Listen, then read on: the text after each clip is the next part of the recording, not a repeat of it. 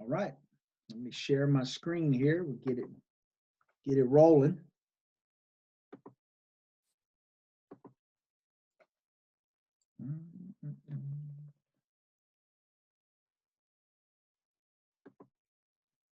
Hope you guys can see that now. Can everybody see that? Yes, sir. All right. All right. Hey, guys, again, my name's Shawn Liotta. I'm the head football coach at Burrell High School in southwestern Pennsylvania. It's my pleasure, to be on. I want to thank Justin, for having me on again. I think what he's doing for coaches is outstanding. In terms of the material and the number of guys that he's had on with him has just been, just been really phenomenal. I'm going to talk about gadget plays. I call tempo tips and tricks, some things that you might be able to add to your offense. I'll get a little bit of our philosophy and kind of how we do these things and how it kind of fits, our overall picture. So you can kind of get a really good idea, when we talk about these things, why we do them, kind of the method behind, some of the madness of what we do. Just want to share my contact information so you have it.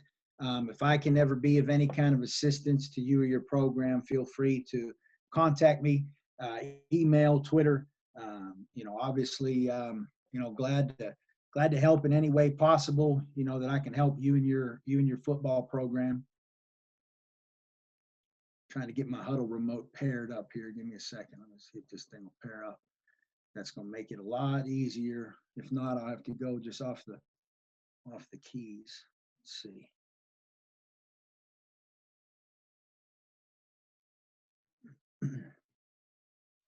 There we go.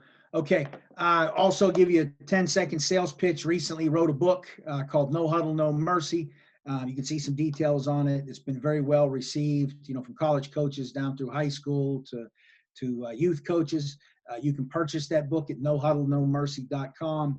If you follow me on Twitter, stay tuned on there. I'll have a couple little special deals coming up for coaches with some discounted material. I do have an ebook version, version of the book, along with some other videos and things that are going to be coming down the pipe. So, stay tuned to that, because I'm going to be dropping something very soon that I'm going to call the Vault, which is going to have a lot of new videos and teaching material on it. And I'll have a pretty heavy discount on there coming up if you're interested. So stay tuned to that. But we're going to get into why exotics. So we're talking, gadget plays, exotic plays. We operate in an extreme tempo offensively, and we have a very limited number of play concepts. So we try to get really good at a small amount of things we do. If you saw the choice clinic last week, I think you kind of saw some examples of how we do that, with some of our passing game.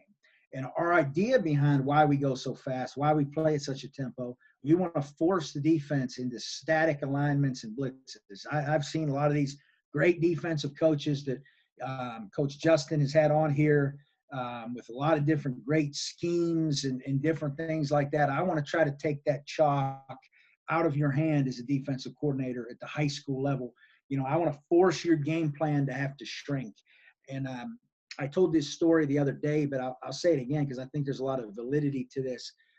Even coming from the college level, I spoke at a Nike clinic a number of weeks ago, and the head coach of North Dakota State was one of the keynote speakers. Obviously, phenomenal coach, just won the national championship.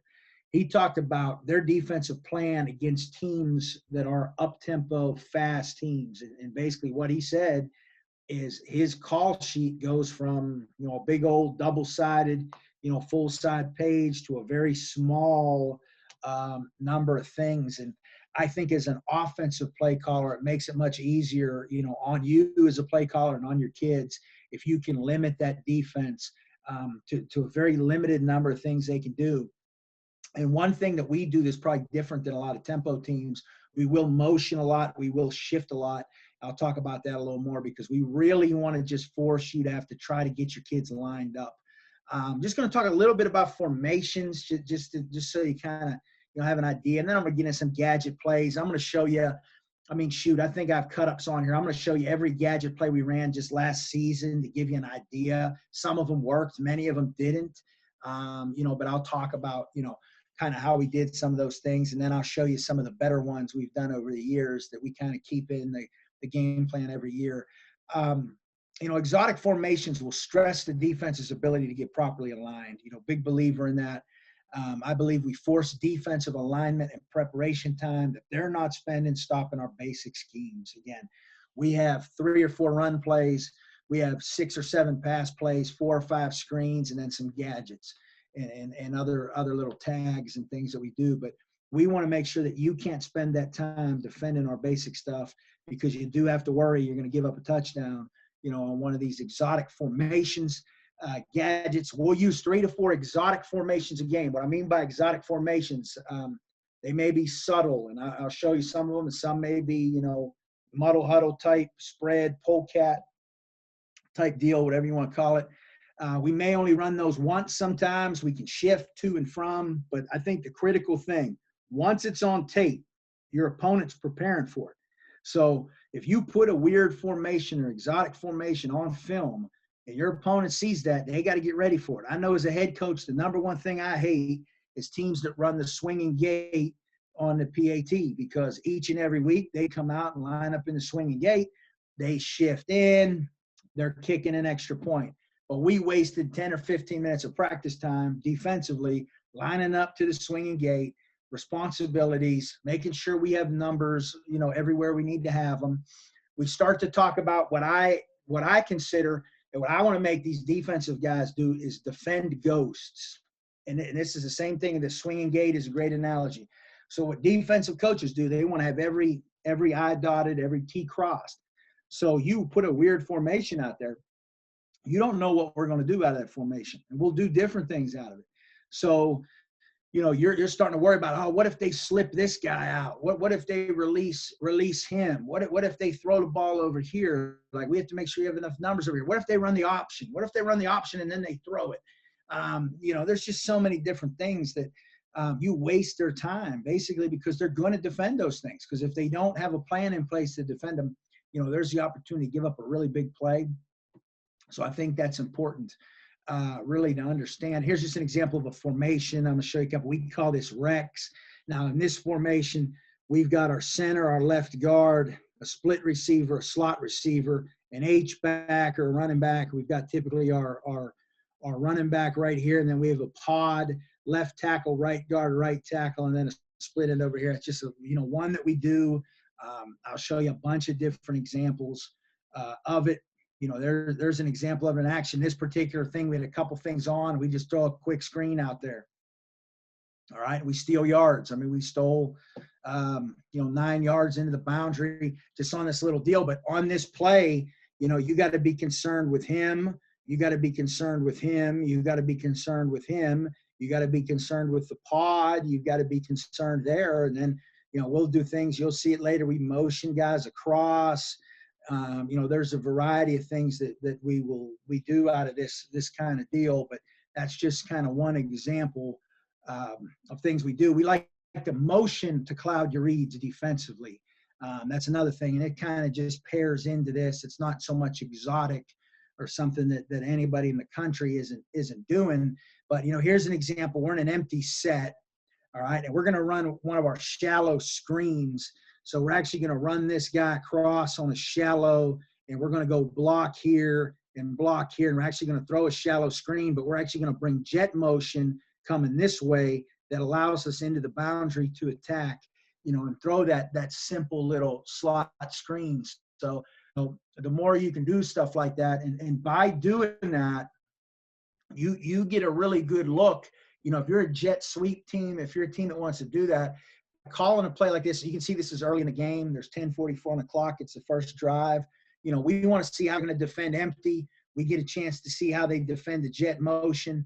It's a good little deal, for us, again, and into the boundary again. I'll talk about that a lot. You'll see us, we attack into the boundary. If you're a zone team, I'm a big formation into the boundary guy. I want to try to flood you. Everyone wants to put their nickel or strong safety generally to the field. So, things like this, that's just stealing.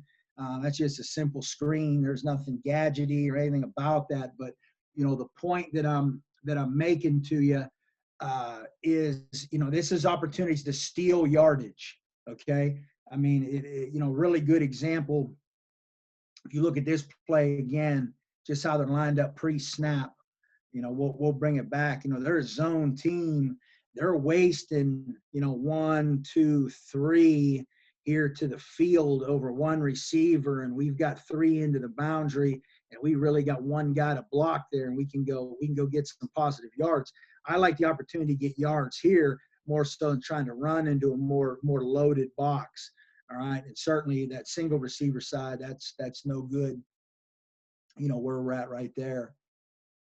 We got 5 into the boundary there. I'll show you that, quite a bit as we go along. So we'll try to give you different weird formations into the boundary, just to try to steal some yards on you. Like to do those, as I said, as drive starters. So, a lot of these gadgets, they'll be scripted, by the field position, the area we're at. And we'll have different motions and shifts involved, and it really sets up some sequenced plays for us as well. I'll talk about what I mean by sequenced plays, but they're plays that work in conjunction, with another, typically some sort of a gadget. I believe, I'm a big believer, shifting in motion, if you're going really fast, it forces the defense into static alignments. I'm a big believer in that. The faster you go, the simpler they have to be on defense. Now, if you're giving them formations and you're forcing them to have to align to those formations, and you're quickly shifting or quickly motioning, you're putting the defense in a major bind. Okay, and it impacts the defense because everybody's no huddle now. When I was doing this in 2004, way back then, teams didn't know how to defend it. They had a really hard time when you would play fast. It'd be a no huddle type situation. But now everybody's a no huddle. They're no huddle defenses. But I do believe when you formation shift, if you're able to do that, and you can go from 2 back to empty, 2 back to quads, you get into these weird formations. I think you give defenses a lot of problems. Another thing that we do, and I'll just tell you, we have a call that allows our players to align in any formation they want. All right. I'm not going to tell you what the call is, but we have a word. All right. We say the word with the play before. So if the play was red and red was inside zone to the left, and we added another word to it, okay, or a signal to it, that would tell our kids pre-snap, you line up in any weird formation you want. As long as you're an on the line guy, you're on the line. You're an off the line guy, you're off the line. So we get all kind of different weird looks. Best part about it, it takes no time for us to practice it. It gets really exotic in terms of how these formations look. And the defensive coordinators that are watching the film don't realize that we're not going to run that crazy stuff necessarily. And they're wasting time charting up scout cards and, everything else to try to prepare for it. So it's a good deal for us. We do it quite a bit. Here's a couple shift examples. So, just simple ones. We're in a 2-back deal there. We shift it out into quads, and we throw our little slant screen into the boundary. That's just part of our quick game package where we give a tag where we block everybody else except the primary receiver. It's really an illegal type screen play, but we do that quite a bit in quick game. It's nice and easy for your quarterback. All right. Those other guys weren't running routes. They were blocking. So we'll do things like that. Okay.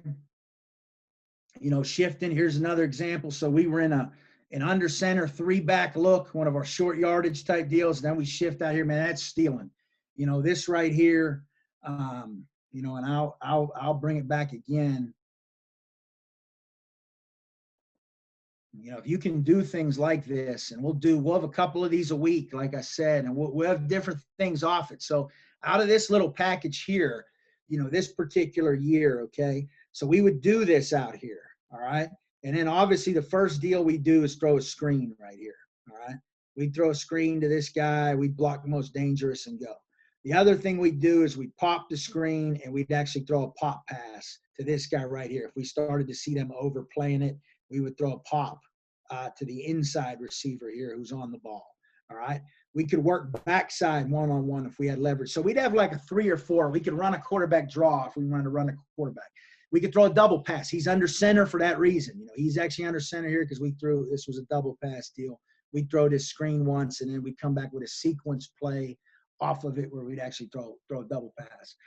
But that was a package that we had, just little things like that. Here is, let me bring this one up. Let me turn off this snap detection because see if they give me that option. Yeah, otherwise it's going to do that to me every single time. All right, so we're in a 4x1 here. I'm going to bring this one back. We're 4x1, or one of our star looks. Now we shift over. We get under center. We're in a little split end overlook, and then we run jet sweep into the boundary. So little things, and you can see all of the leverage that we have here, to go ahead and run this play. Because they're just checking to a base defense. They're checking to their base alignment. They're doing nothing special. They don't have time to do anything special. We'll go from 4x1 to 2 back. Okay. We'll go from 4x1 to 2 back. A couple different examples of that here. And again, these are all different places I've coached. It's all the same stuff. I've been doing a lot of the same stuff for a long time. But I will show you the stuff we did this year, all of it, so you can kind of get a feel for a whole season. Now, that's a weird look.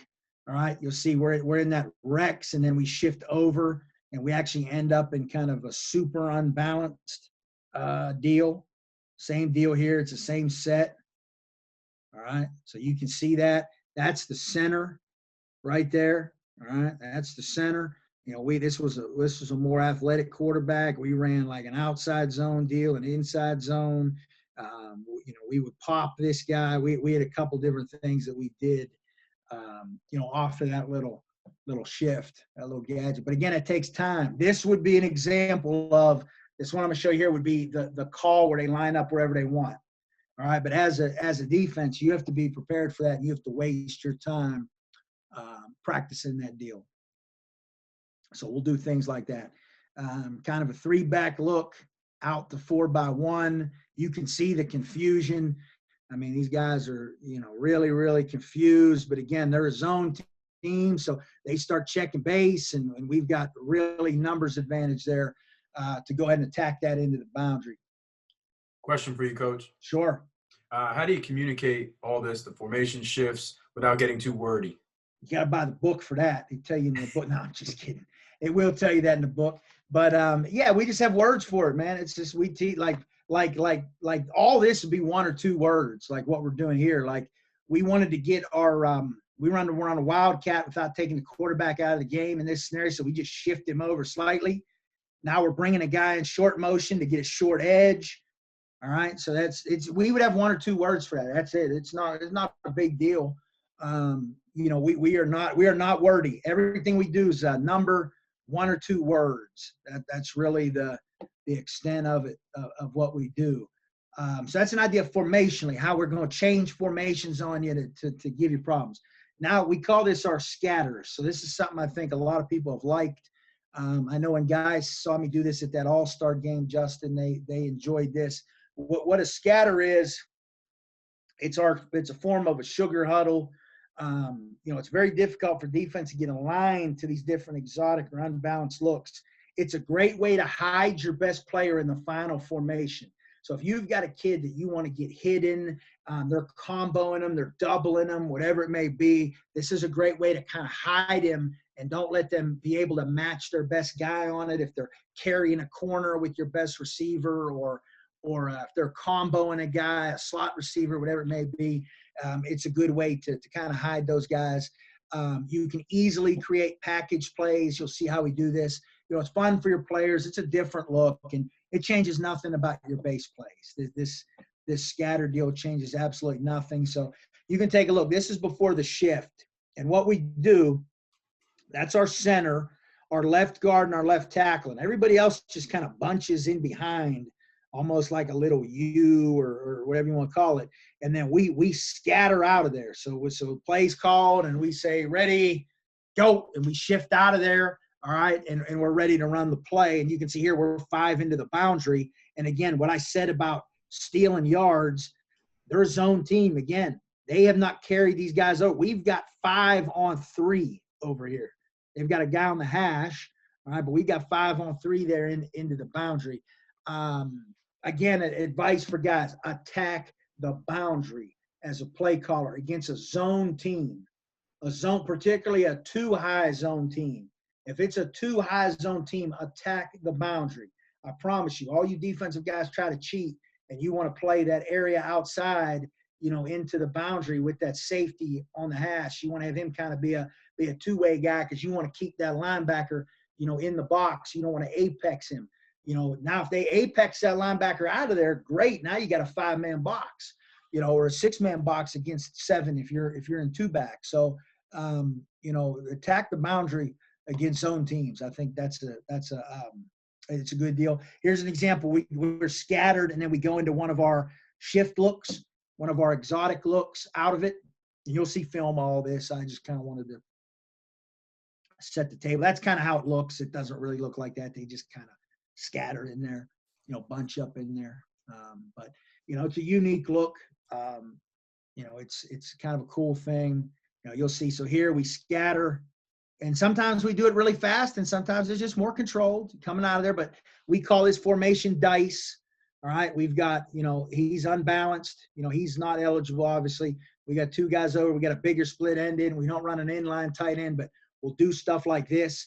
We'll bring a bigger receiver in to kind of be able to crack and do some different things, out of that in the run game, if that dictates our personnel. Coach, question for you. Yeah. Hit me with it. Is there a designated gadget period during practice? And if so, how many days a week and how long are the periods? Yeah. So what we do, we'll practice 3 to 4 gadgets a week that we're going to use along with sequence plays. And we will practice those during our run mesh period. So we have a run mesh period every day at practice where we have PVC shoots up, and we work whatever the run play of the day is. So if it's inside zone, we're working everything inside zone with these PVC shoots and our jet motion timing and that whole deal. And then in the last 4 minutes of this 10-minute period, we'll go through all our shifts. We'll go through all our shifts, all our gadgets just on air, in that period. And then we will have situational periods of practice. We're not a big team. We don't run a lot of team. We will run team situational periods. We will run a tempo situational period at the end of practice. But we really focus on fundamentals, individual fundamentals, group fundamentals. So if you watch the choice clinic, I talked about how we drill that choice route 10, 15 minutes a day in a group setting, really to get the reads down. We do the same with this. So we'll have a situational period. So if it's a 2-point period, we might have a couple of gadget plays that are specifically going to be run during a 2-point scenario or a +5 and in period part of the game. So we'll run those during that period. So yeah, we get reps on them because remember, we don't run a lot of plays. So we have the ability to get kind of cute with some of these different things because we're not getting cute with the plays that we run. Because we believe that the plays we run will have answers for whatever they're going to do to us. So again, I've been running this stuff, like I said, for years. So you'll see different teams that I've coached doing this scatter stuff. It's been good, been a good deal. So let's get into some actual like gadget plays now. So these are some of probably the better ones over the years. And then what's cool is I'm going to show you. I'm going to go in and show you actually every gadget play we ran last season. All right. Because I think it's kind of cool to see. Now, a lot of them didn't work. And I'll just show you. I mean, they were there, but, they dropped the ball or it was a bad pass or whatever it may be.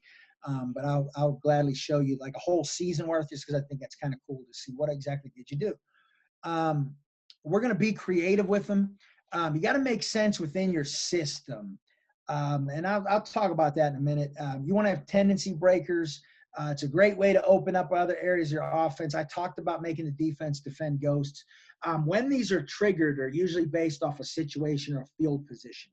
Okay, so we know like we want to run this gadget, and when we get to the +40, we're probably going to dial this up into the boundary or to the field, whatever it may be. And we do practice these every day. Once we use one, we take it out and we have something else that we then go ahead and insert. It adds a lot of fun to your practice. We practice 2 a week, until we use one. Then we add a new one. So we've got usually a repertoire of about 5 of them that we could go to at any one period of time. A lot of them we only run one way. So if it's only practiced one way, it's only run one way. We don't run it like the both sides. Particularly if it's a pass, a double pass, a reverse pass, the guy's right-handed, we're going to run it to the right, things like that, but not necessarily. I'll show you that on a couple of these too. And again, it makes the defense waste time defending a play, but usually after we've run that gadget, we don't come back to that gadget for probably 6 or 7 weeks, because I think most defensive coordinators go back 5, 6 games on you. Some better ones will obviously do them all. But high school, some of these guys are a little lazy, so they won't quite go back and just watch all of that film. You know what I mean? In the old days, you used to, before huddle, you used to find ways to like delete some of those off of the film. You know what I mean? You ever get one of those films and it's like missing a play or something? It's usually some kind of gadget play. So we're going to talk about some of the 2 points. So I'm going to say this about gadgets too. Make it fit what you do with your offense. If you are a flex bone, double wing, tight split team, run your gadget play out of that formation. Don't all of a sudden become a 5 wide spread team in the shotgun, because that alerts, I think we want almost like lull a defense to sleep a lot of times with the gadgets. Like we want it to look like something that we normally do. All right. If you become, and you think about it like this, when you walk down the street and you see kind of a weird looking person, that catches your eye, right? You're going to look over there and you're now, okay, like you're kind of on alert. You see something that's a little bit, different. Okay. If you do that to a defense, they're going to get alert. They're going to say, okay, hold on a second. Now they've been tight, wing, wing T, whatever. Now all of a sudden they're spread the hell out here. Something's about to happen. Like it puts them on alert. So fit in. Have your gadgets blend in with what you want to do offensively. Talk about this 2-point play. This is probably one of the most popular ones that we've done over the years. Let's see. Let's get to this one. Let me think if this is it. Make sure we're good.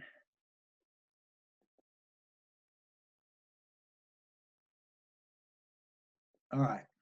So this deal here is probably our key, one of our key 2-point plays. Let me fire this thing back up. For some reason it skipped ahead. All right. So here we go. We're scattered up. We shift out. All right. There's going to be 3 things with this play. Why does it keep doing that? Let's see if we can get, okay. We scatter out. All right. On this deal, there's a couple different things. Number 1, we come up to the ball. That's our center, right guard, right tackle. Split end, left tackle, left guard, tailback, H-back, slot, split receiver. First thing we're going to do, in the red zone, we run a play called read or read fade.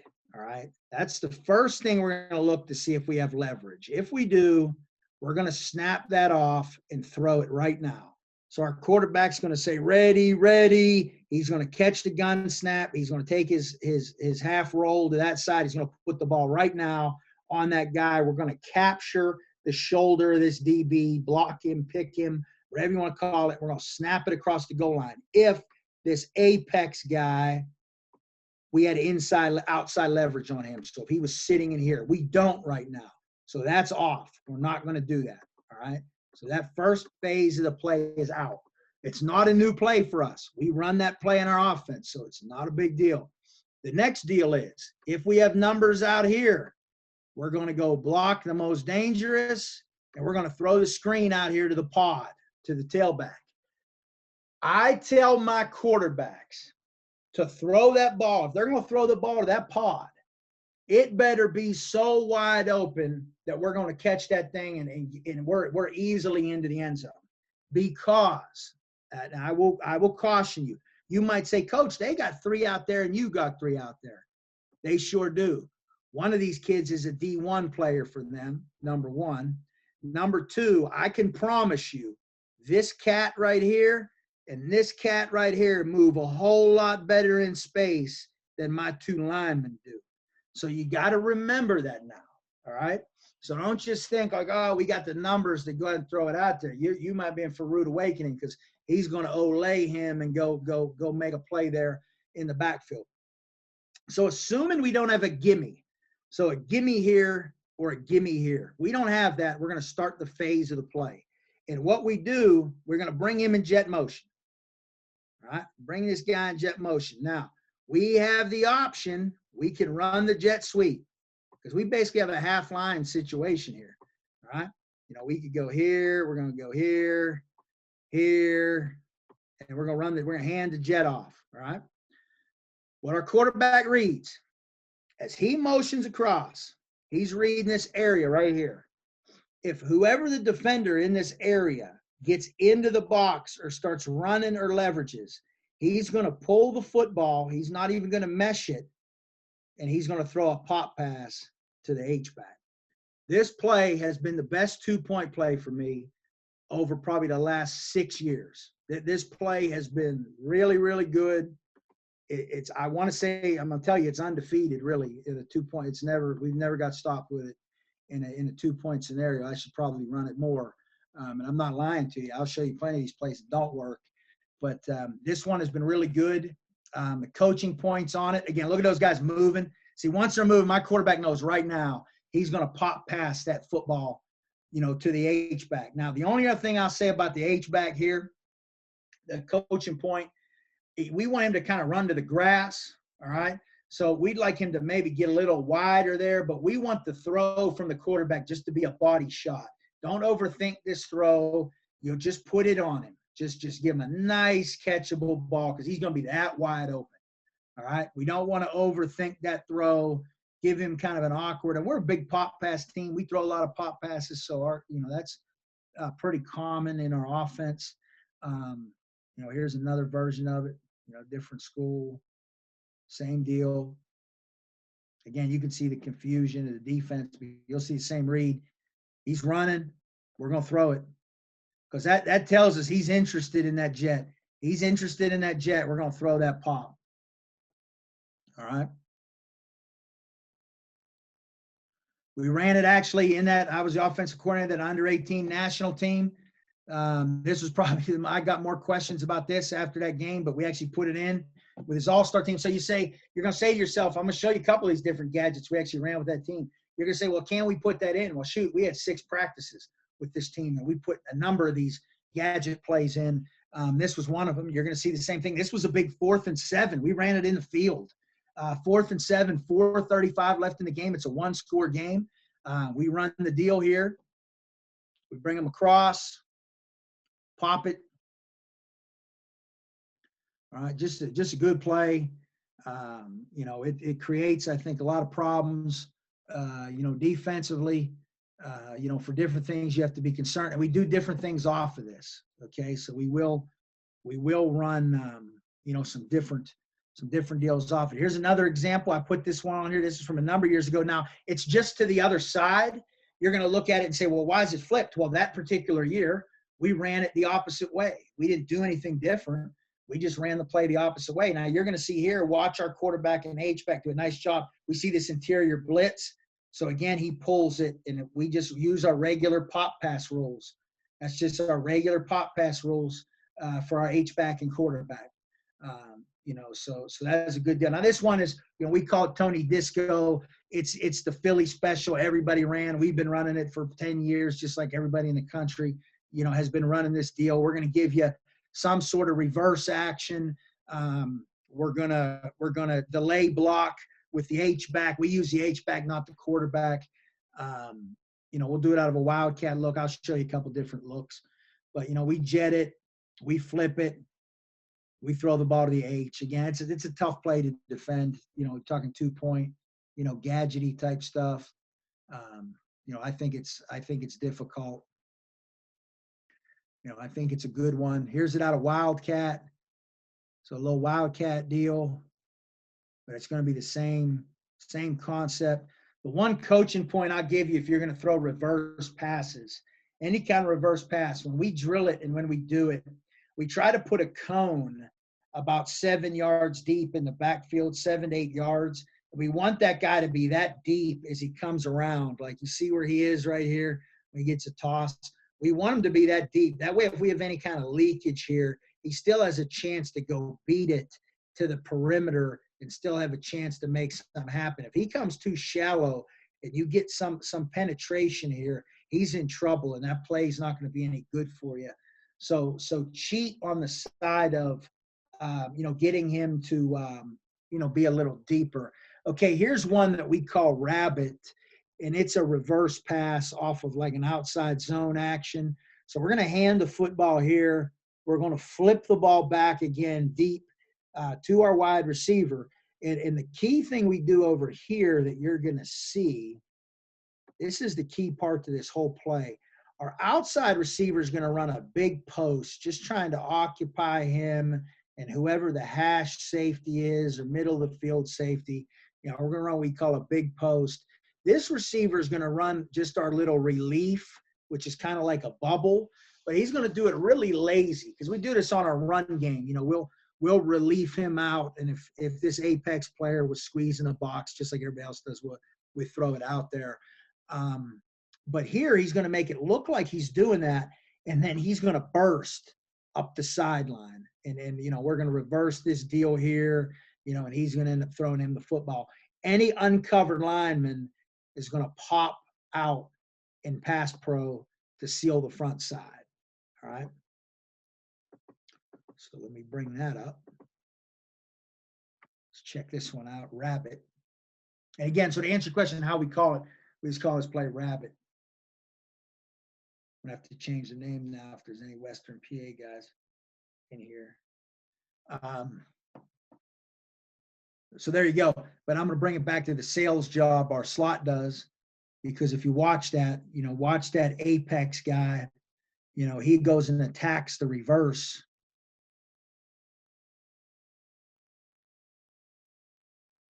That's the coaching point right there. I mean, that's the secret sauce to that, making that deal work.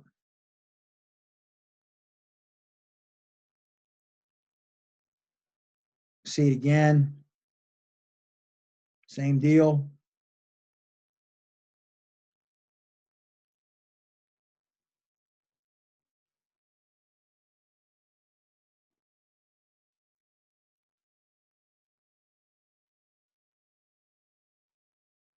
And we'll do different things out of this. I'm going to go through some of these because I want to get to just the ones we did last year, just so you get kind of a, like we go forward to a side, that guy's ineligible, but they still cover him on that little bubble. We'll do different things like that. All right, here's last year's. So this is every gadget really that we ran last year.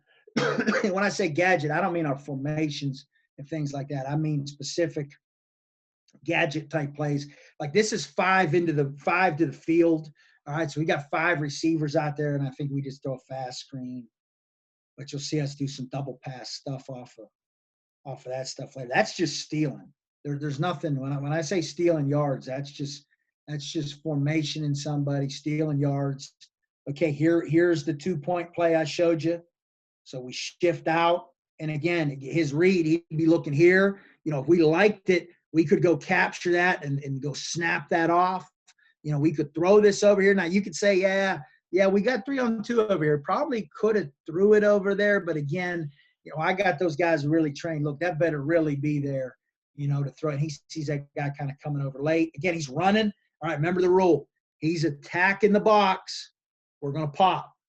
All right.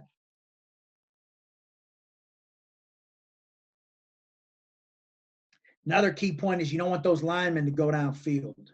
All right. So those linemen that you've got on that little pod, they've got to make sure they don't get too excited, and go downfield because you're going to throw the football. All right, here's the Tony Disco play, the little Philly special, whatever you want to call it.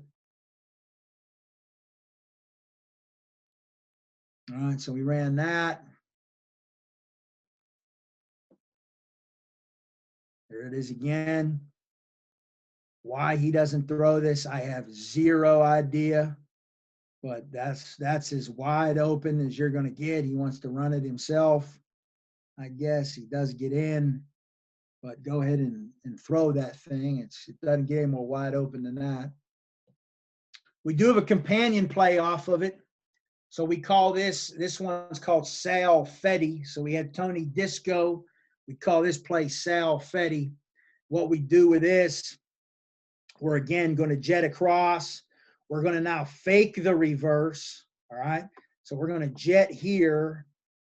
We're going to fake the reverse, and we're going to take this receiver and run him into the void right there. And we're going to put that guy in a big bind because he's going to come up thinking he's going to have a free run at the guy faking the reverse. And then he's just going to throw the ball right there, to the receiver coming across.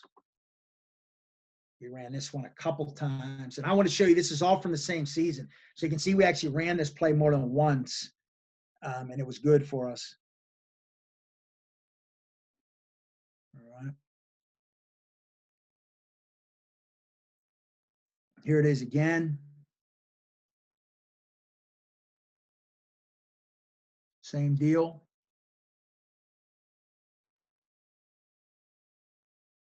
And that's hard. That's a hard one. If you run that Philly special, that's a hard play to. It's a hard play to defend.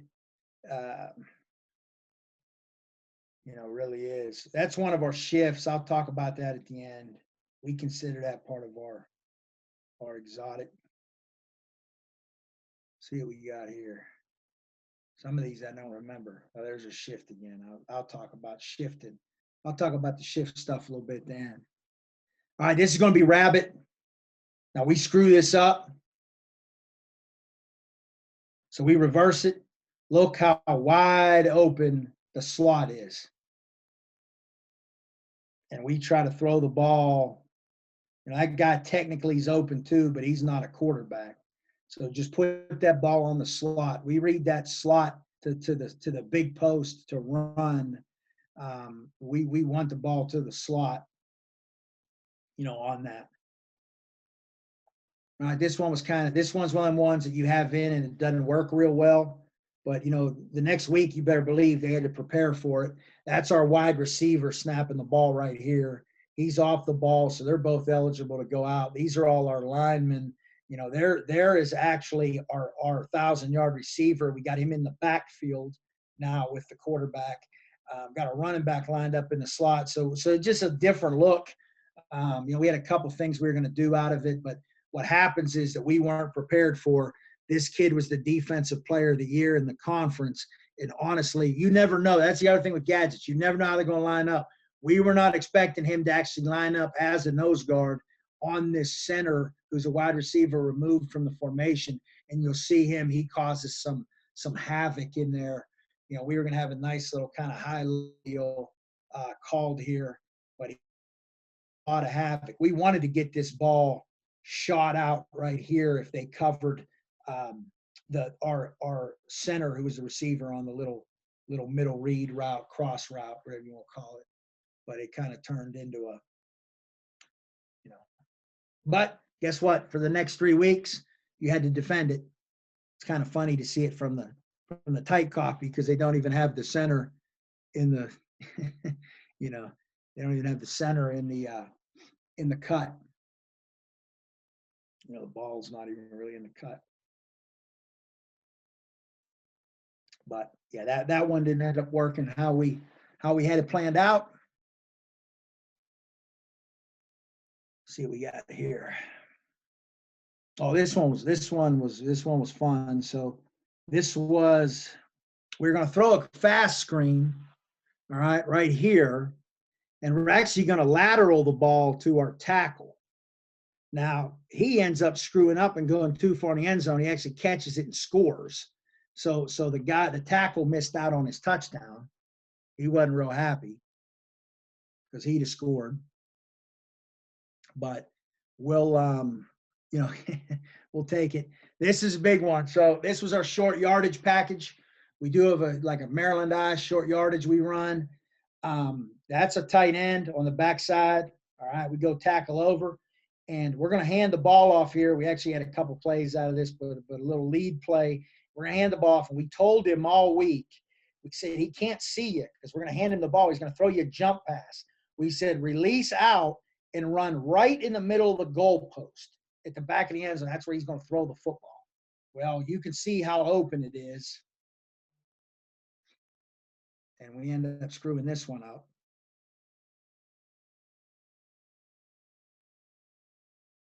But again, wide open. Sometimes it doesn't. Sometimes it doesn't work out your way.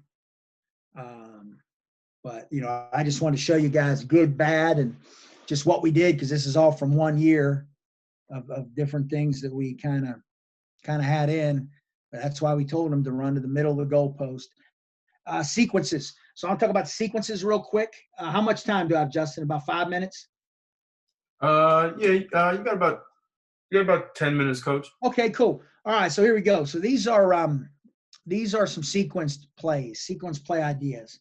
And it's nothing earth-shattering, okay? But I think it's a good way to set up your gadgets or your trick plays by sequencing them. So we want to show the defense something, and these are all from our first game of the year last year.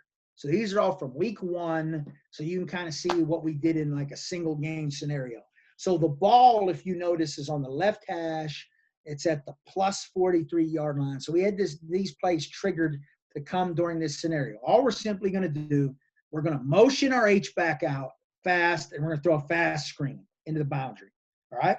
Now, nothing earth-shattering about that. However, that was the first time we showed quick motioning that H-back out. So we're giving them a bone to chase. All right? Meaning, because guess what? Next time we do that, they're going to be thinking screen 100% because we rip them on this. All right? So you better believe the next time we run that little fast motion deal with the H out of the backfield. Now look, later in the game, same place on the field. We're going to give them the same thing. And what do you think we're going to do? We're going to pump and go. Now, we drop it. But again, we had a shot at a touchdown right there off of a sequence play. They don't all work. We don't expect them to work. That's the thing with trick plays, Gadget. We don't expect them all to work. They're opportunities to have shot plays to score. Here's one, we go scatter. We shift out of there, okay? We shift out of there. We're going to throw the fast screen into the boundary. Big time numbers. We don't do a good job of blocking. Again, I said this was first game of the year, but we still got good yardage there. But look at the area of the field we were at. We're going to come back and do the same deal. All right, but what do you think we're going to do here? We're going to throw a double pass. All right, so we're going to do the same thing. We're going to throw a double pass. Now this, believe it or not, gets picked off on a fluke interception, but I'm going to show you we ran the same play in that all-star game for a big play. This guy is going to release, and then he's going to slip in behind everybody. These guys are going to protect for the screener, all right, for the guy who's throwing the double pass. Now, they have a kid that makes kind of a freak play, or that's wide open, for a touchdown. But they made a play. It is what it is. But here it is in that all-star game, same play.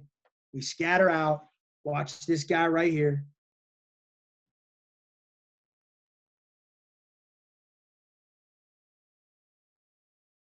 All right. So that's the deal. With that, let's see if we had any other ones. Okay, so that's just an idea. I just want to show you one game, kind of some sequence plays, things we do. The next one I'm going to show you we do, it's really the last thing I'm going to talk about. It really ticks defensive coordinators off a lot, but we have deceptive shifts in our offense as well. We call them jumps.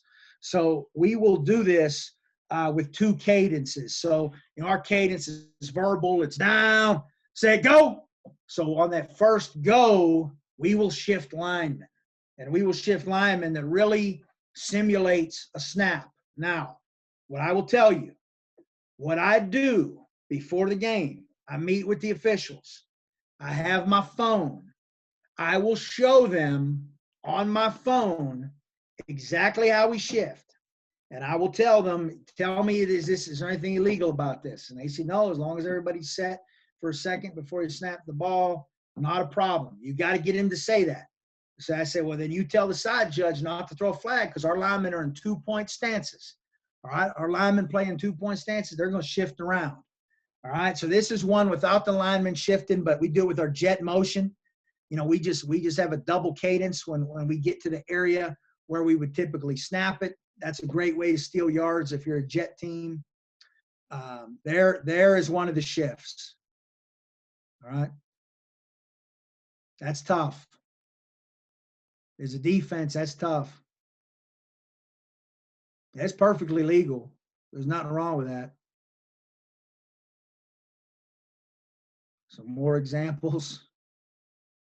And we'll typically be in an exotic formation, and shift out of it. So again, there's nothing illegal with it. The defensive guys, usually if I'm speaking at a clinic and I start talking about this, they usually leave the room. Now, here's the thing. If they don't jump, you better have a play. All right. You got to have something. So it's all part of a package. So this is where it kind of relates into our gadget deal. This is part of a package. So if they don't jump, you're going to see we get lined up. We got to play. Like we have a play designed.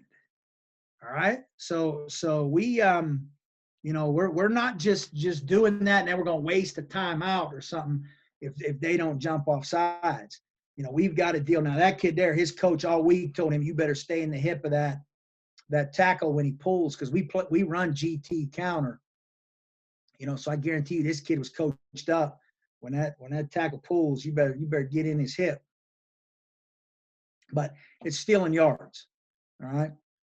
It's a great way, and we'll do things like this. This is kind of dirty too. The defenses, we'll motion over, then we'll shift. Like, see, this is all designed. So this was all because you're gonna watch these guys move. Watch these guys move. It's all built in. It's all designed. So again, we have time to do this kind of stuff just because we don't run a lot of plays, guys. We're not trying to block, 17 different run plays and, our pass plays, we get a lot of reps at those and try to get really, really good at them. All right. But that's stuff we do. That's stuff we do as well. I mean, I got a ton of film of this kind of stuff if you guys want to see, but there's my contact information, guys. I hope you enjoyed this. If there's questions, Justin, I'd be glad to answer them. I hope that was helpful for everyone. I hope you guys got something out of it. Now I know, Coach. Some of the film was lagging a little bit. If they wanted some cut ups by any chance, is that possible? I don't usually share the cut up. I mean, if they want to contact me, yeah. I mean, I'll see what I can do. Yeah, absolutely. Yeah, absolutely. Oh yeah, definitely take advantage of that, guys. Does anybody have any last minute questions for Coach? Just hit the chat box. It'll come to me, but.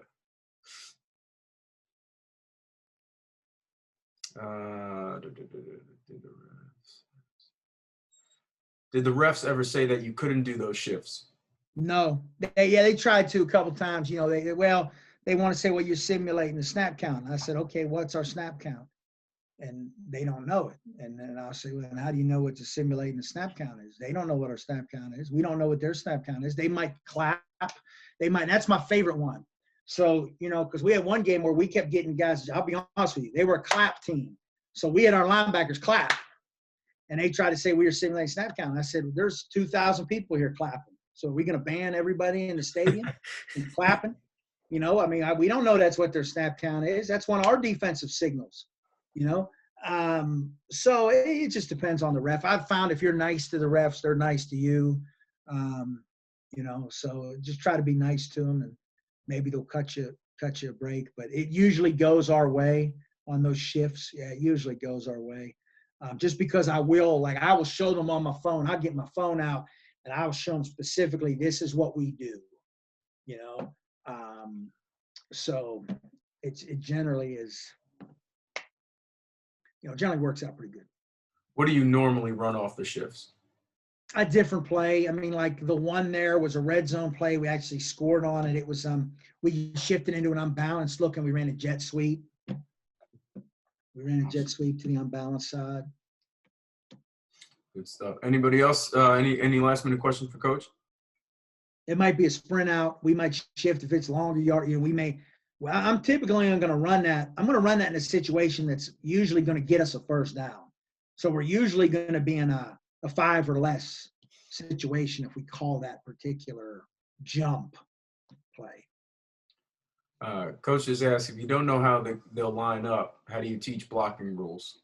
Well, you got to be able to. You have rules that adjust on the move, and with how we practice, our kids are used to that because we work every front every week. We work odd fronts, even fronts. We have blitz period where we see a variety of blitzes. We don't focus on, okay, this team's going to do this, because what I've found is that rarely do we get what they've shown.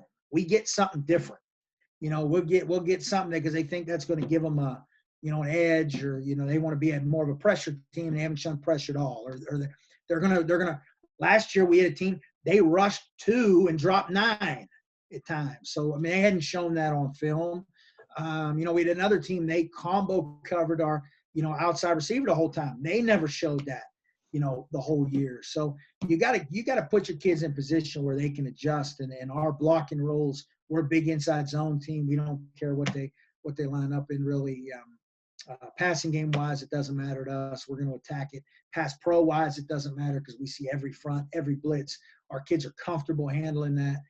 And the gadget stuff, it really is not that big of a deal. So we're not running any gadget plays where it's like, where they're not just like kind of area blocking something. So if it's a run play, it's a base run play that we have. If it's pass pro, it's just their base protection rules. So we're not doing anything that's really complicating those guys. It's more what you're doing with your skill guys. For sure. Yeah, guys, definitely take advantage of reaching out to Coach if you have any questions. Obviously, he's willing to help. He's willing to share. I'm fortunate enough to get to chop it up with him down at IB, man, and it's kind of definitely one of the reasons I reached out to him, because I knew what kind of football mind he was. So definitely take advantage. His contact is there. His Twitter's there. His email. So continue to do that. We're here to help each other at the end of the day. Get yourself one of those books. There you go. I seen it posted a couple times today, actually.